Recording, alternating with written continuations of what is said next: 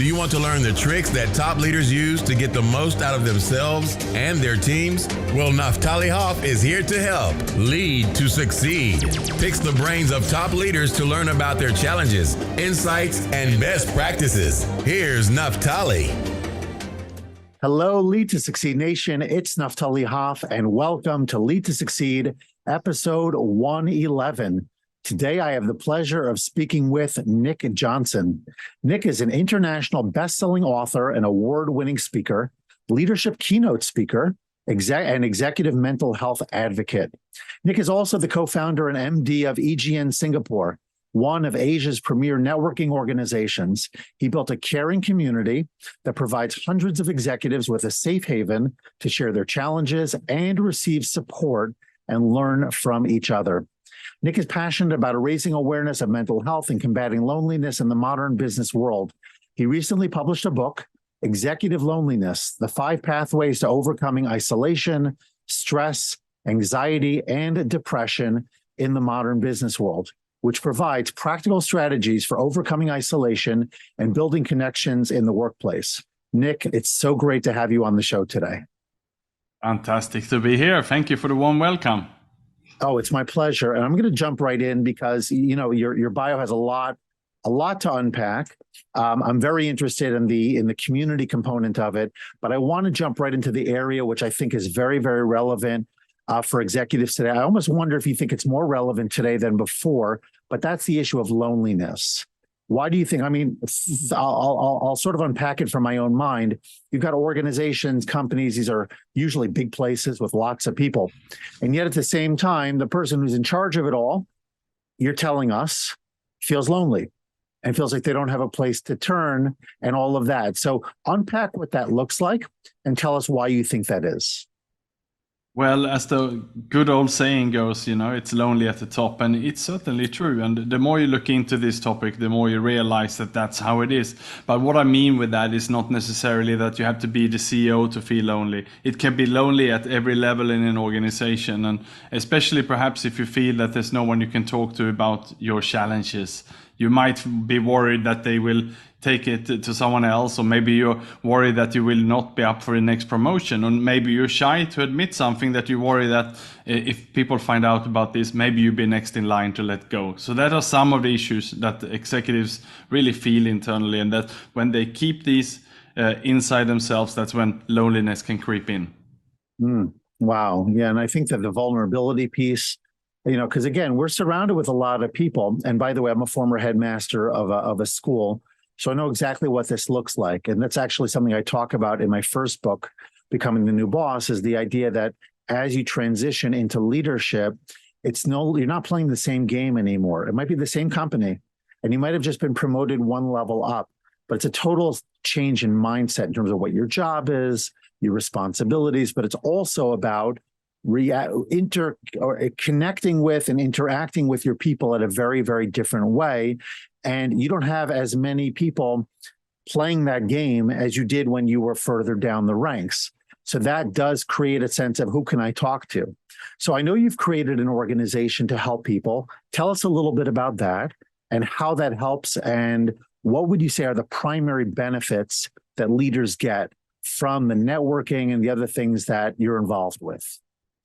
Well, so let's imagine then for a moment that you feel a bit lonely internally in your organization. You feel that you have no one to talk to about this. And perhaps you also feel frustrated if you come home to talk about it to your family. They might not understand you.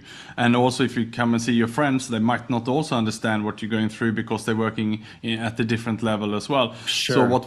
So what we have created here is then peer groups where we match you with like-minded peers, so you meet with them at a similar level. So if you're working for an SME where you are a few employees, then you will meet with other entrepreneurs. If you're working for a big multinational and you have 500 staff in your company, then you will be in a group placed with like-minded, so that you should feel the sympathy and you can support each other. So what does that support look like? I mean, I would assume, to use the Yiddish, I'm sure it's not just a big schmooze fest, right? I'm sure there's more than just, hello, how are you, what's going on? What specifically have you found are the topic areas, the exercises, what is it that helps people sort of break through that sense of loneliness? And is it just when they're in meetings, or is it happening between sessions as well? So each session, and it's typically 4 hours. So it's half a day, which is quite long today. Normally you join 1 hour or 2 hours, but 4 hours, and we block them long time in advance, up to a year, so that you can make sure that you discipline yourself and show up. And you want to have the same people coming to the meeting so that you build that trust. You make the bond, because you need to be having vulnerability in the room that you share honestly so that you can help each other. And what is happening is also here that we don't just have presenters that come in and talk, but it's really you who bring in your challenges. You need to come prepared and bring in what are the work-related challenges you are facing right now. And we take turns then so that the members get up in front for the group and present what are the challenges. And then typically there's a questioning. Everyone will question and clarify what the issue is. And then after that, we typically divide the audience, and around 20-25 of them in 4 different groups. So you have 4 different groups working on your problem and coming back with solutions, suggestions, presenting to you. So you should leave this session really feeling, that you had a couple of different ideas from the different groups. It sounds very much, I run a mastermind group, and it sounds very similar to what we try to do as well. We have a hot seat where somebody presents a dilemma, and then the rest of the group weighs in with solutions. So I hear that. You mentioned one word in your process, in your description, and that was vulnerability, or being vulnerable. And so I know you talk about that. I know that that's an area of focus for you. It's one of those terms that is thrown out a lot, and it's important to be vulnerable, et cetera, et cetera. So my question to you is twofold. Number one, why do you think vulnerability is an important thing? And number two, why specifically is it important for men? Meaning to say, why do men, which is, I believe, something that you share, why is it that men struggle with vulnerability more so than women?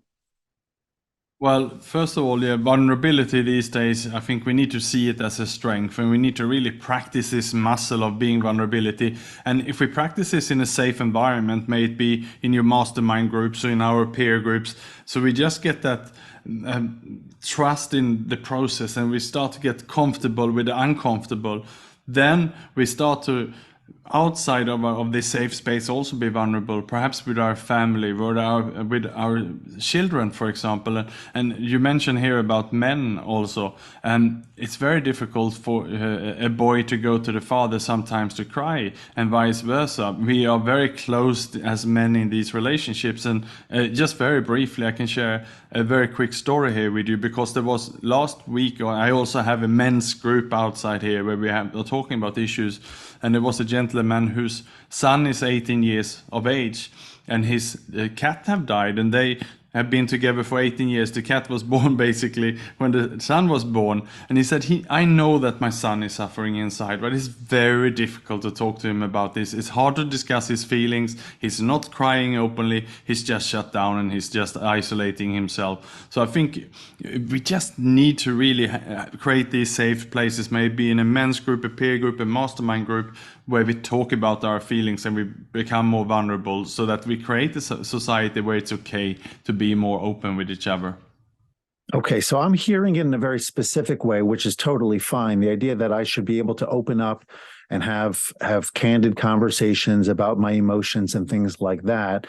And that really is very important. I will actually share, just from my own personal experience, my parents divorced when I was very young. There was a lot of, let's call it, trauma associated with that for a variety of reasons, which I'm not going to unpack right now. But it did involve shuttling back and forth between my parents, during the course of a week. It affected my schooling. It affected my social network in terms of who my friends were and all these kinds of things. And my reaction to it, I think, just out of necessity, was to become more closed, let's say. In other words, to sort of take it in and bottle it up, and possibly take on this mindset that I don't need others, because I'm just going to sort of make it work. It might have been just a macho bravado kind of thing that allowed me to get through what was otherwise a very difficult period. And there's still lingering elements to it. So there's that piece of it for sure, the ability to create a space where people can open up. But I think that vulnerability, what I see it in the broader space, and maybe you could speak to this, let's say on social media, for example, I think people sometimes even take it too far. Like they almost try to be vulnerable to get attention. But I'm talking about a little bit less dramatic than that, the more authentic version of it. Why do you think, first of all, why do you think it's important for people to be vulnerable when they communicate to their company, to their social media following or connections, et cetera? And why do you think people respond so well to that? Like, why do you think that? I mean, I've noticed it. I think a lot of people will react and engage in a vulnerable post, let's say of mine, than a information post by comparison. And that's that. I'm just curious to know your take on that. Yes, and I certainly see that as well. And that's perhaps the reason why we're speaking today, because I made such a post back in 2019 where a friend and colleague of mine had died of suicide. I set up a fund to raise money and awareness for the cause.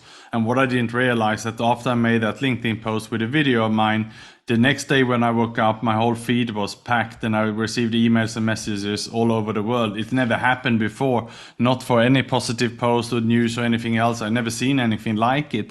So it's certainly true that it drags that attention. What followed next was I went on live radio and newspapers. Everyone wanted to interview me. So perhaps it is almost like, people are looking for that negative news, and it's drama, and it's all these kind of things coming in these articles, and perhaps also not too many people are talking about it, and that's perhaps the attraction here. I do believe, though, that it's better that we are too open and sharing so that someone can jump in and help rather than being closed down, because if no one knows what's going on, we all know what this ultimately can lead to. And that's what happened in the case of my friend who died of suicide. Everything looked great on the outside. We had no idea what he was going through. And I almost wonder if that description, I don't know your friend, his story or anything like that, but I imagine that the story itself resonated with a lot of people. I have a feeling, I don't think it's even a feeling, I think I've read it many, many times, of lots of people in general, but lots of successful people in particular, the kind of people who from the outside look like they have it all, and they're just ready to give it all up. They not just if they have suicidal tendencies, let's say, and we could go down this path a little bit. Not that this is a focused topic of suicide specifically, but I think that's let's call it the highest level of pain before people make a decision. And unfortunately, sometimes that decision could be to take their lives, which of course is very painful for everybody involved. But there's a reason it gets to that. Right? There's something going on where despite all of those external impressions or visualizations of success, the fancy sports car, the beautiful home, the great family, whatever that looks like for a person, the Instagram life, so to speak, deep down, people feel empty or broken in some kind of way. What has been your experience there? Obviously, if you're supporting CEOs and men in particular, because I think it's more prone amongst men to take that path. What is your take on all of that, and what can we do in a societal sense, systemically, to really address this issue more directly? Yes, and it is a huge issue, and I'm talking about this in my book as well, and I refer to it commonly as a smiling depression, where we live in this society where we portray something of happiness and success on the outside, which is not reflected on the inside. And that was indeed what was happening in my friends' and colleagues' place as well. He had just been to Mount Everest, and he said he had the best year of his life. He had a girlfriend he loved, and he shared on Facebook just before this happened that he'd never been happier. So you're absolutely right. It's commonly that the people will show perhaps the biggest success they ever had, and then suddenly it happens. So, and that is just that it's not reflecting the link between reality and what is happening. There's a mismatch there. And I think if you're suffering internally, to keep up with that facade and that fake smile or the smiling depression, that is just draining. And many times also addictions comes into play, and many times sometimes it's a fine line between when a bad habit turns into addiction. And if people are suffering, they're looking perhaps everything from shopping, gambling to drugs or alcohol or any other addiction. And then it's a downward spiral from there. Wow. Yeah. And the scariest part to me of everything you just shared was that everything that in the picture of your friend, at least to the world at large, everything was rosy, right? He was totally on a positive trajectory and everything looked right. And you said he posted something that was extremely positive and encouraging as well. And so you don't even know how that could come to be. So without going too much deeper into that for now, but there is an area that I think is related, and I know you write about this as well. It's called resilience. And, right now we're recording this conversation in the aftermath of some shocking news in the financial sector, banks failing here in the US, and, the ripple effects that those kinds of things have in the world economy and the world in general. There's a lot of uncertainty right now between inflation, economy, political matters, wars, et cetera, et cetera. And then we have, of course, our personal lives, which are in the context of all of this stuff that's going on.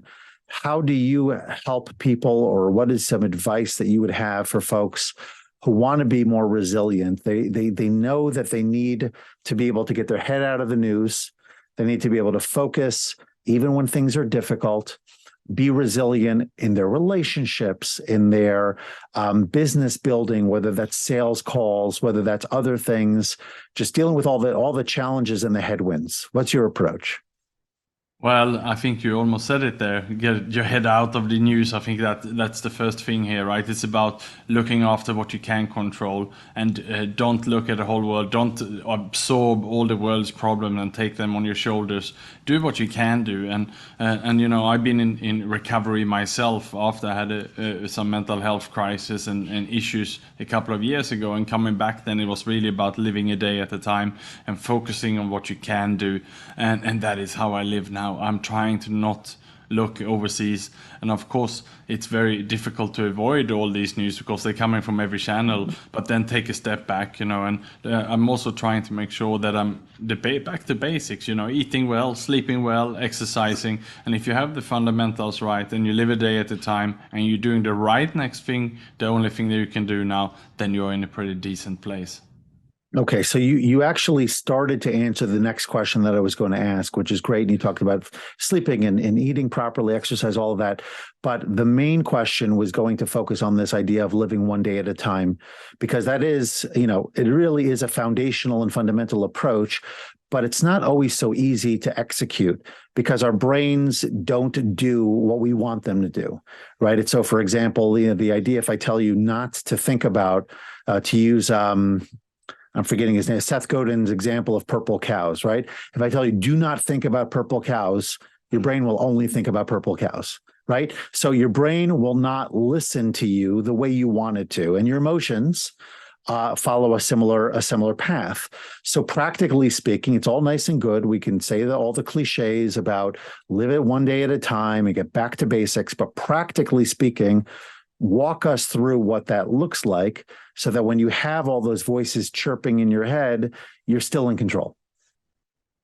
Well, I think exercise plays a big role in this, and if you go for a swim or a jog and you do it with someone, in an organization, or you join your club where you can do it, then you break that pattern and you don't think about something. It's about, again, the power of now, and also this links us into meditation. And I myself actually jumped into a lot of meditation during the pandemic. I joined some classes and a lot of it was online then, and I bring that with me now. I find it amazing. And then adding breathing exercises and things like that. Again, it's basic stuff, but it makes a big difference. And I think we need more of that during these times. Yeah, I would agree with you. And I would actually add that the timing of it matters too. So I do it first thing in the morning, and that sets me for the day. There are people who might do it during their lunch break, which is a nice way to sort of, unpack the morning and simultaneously have a fresh restart for the later in the day. You could do it at night, whatever serves you. But I think the more that we align the things that are very important to us with the ideal timing physiologically for our brains, for our bodies, the more in tune we are with all of that, usually we get maximal mileage out of that. So that was really great. And I want to ask you a question. This is a little bit off the beaten path, certainly from our conversation, but maybe really could align very neatly with what we've been talking about. What's something that you believe deeply, something that you hold to be true that almost nobody agrees with? Well, I think I want to talk a little bit here about deflating the ego, and I think that's something that is difficult for many to address and look at. But I think about, admitting that perhaps they are not the center of the universe, and especially in the context of CEOs and the C-suite and senior executives, perhaps they're used to having so many people around, serving them, looking after them, then they get the VIP treatment everywhere they go. But that is not a healthy and good place to be. So it's about, again, taking a step back and deflating the ego by realizing that I'm not the center of the universe. Maybe there's a power greater than myself there. And it sounds perhaps that I'm almost coming into spirituality, and that is also what I'm hinting at here. Okay, which is totally fine by me. I think it's pretty obvious that I'm a religious person by definition. Prayer and service and community, and of course God Himself, are all central to my existence, and I don't hide that. Physically or otherwise. So I have no issue with going there. It is really interesting because you effectively deflated my ego as you were talking, and I don't mean that sarcastically, but the idea is that it's a great reminder that we're not, just because of the position we occupy, doesn't make us necessarily superior to other people. It does mean we're given greater responsibility. There's a saying in the Jewish faith. It's one person in particular who is quoted as saying, "I have the capacity of 1,000 people, but I therefore have the responsibility of 1,000 people." So whatever we were gifted by God, right? That's really what humility is at its core. It's not that I don't recognize my value, right? Moses, again, to use a biblical example, the Torah very clearly says that Moses was the greatest person ever. And yet at the same time, he's the one who wrote it in the book, so to speak. And how do you do that? That's somewhat incongruous, right? How could I write that I'm the greatest if I'm also the most humble? Right? It says he's the most humble, right? So how do you figure that out? And the answer is because being humble doesn't mean you don't recognize your greatness. What it means is that you recognize that you were given these gifts, but they're there to serve others. It's not about you.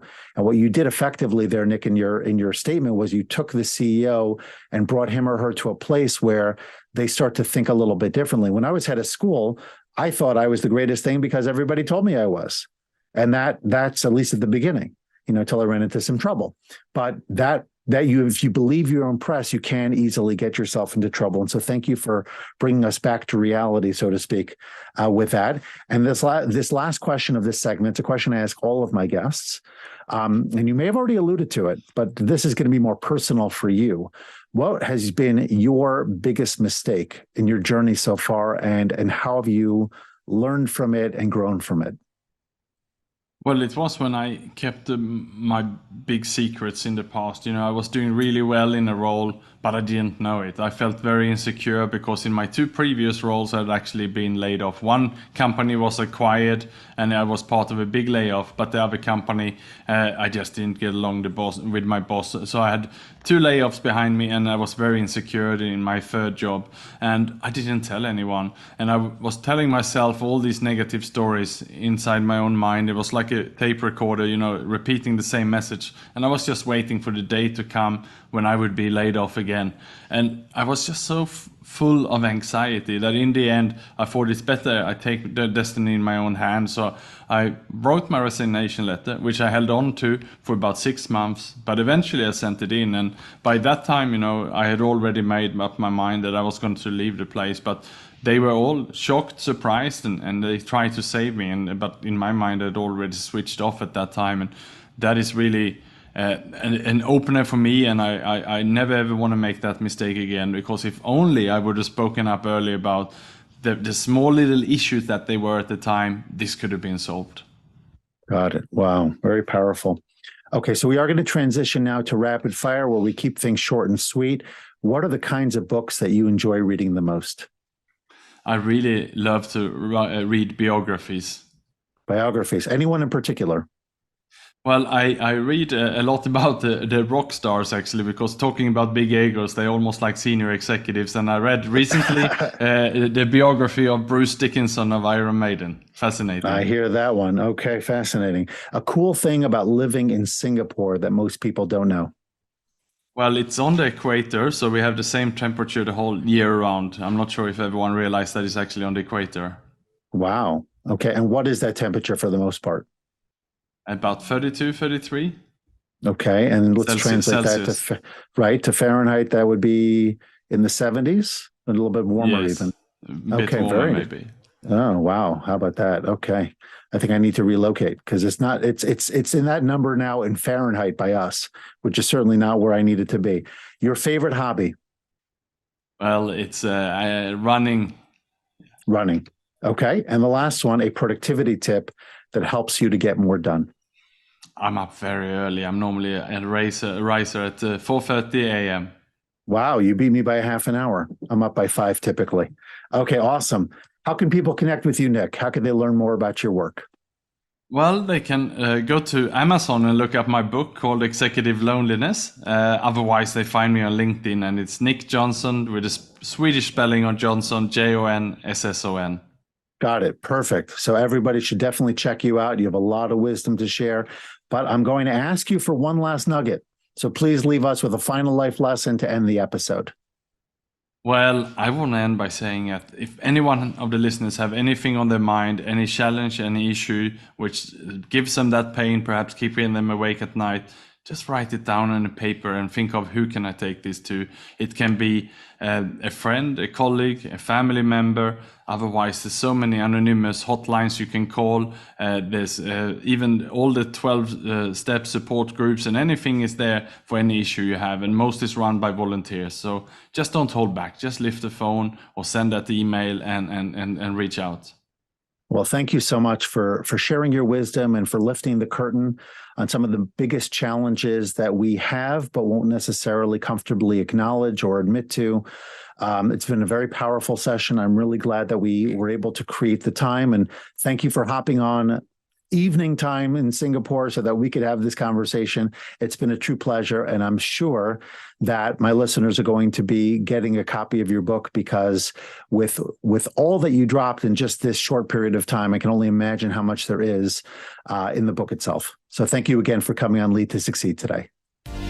Thanks so much for listening to this episode and for investing in yourself so that you can lead to succeed. Before you go, don't forget to subscribe, rate, and review the show. Your feedback gives the show more social proof and encourages more folks to listen.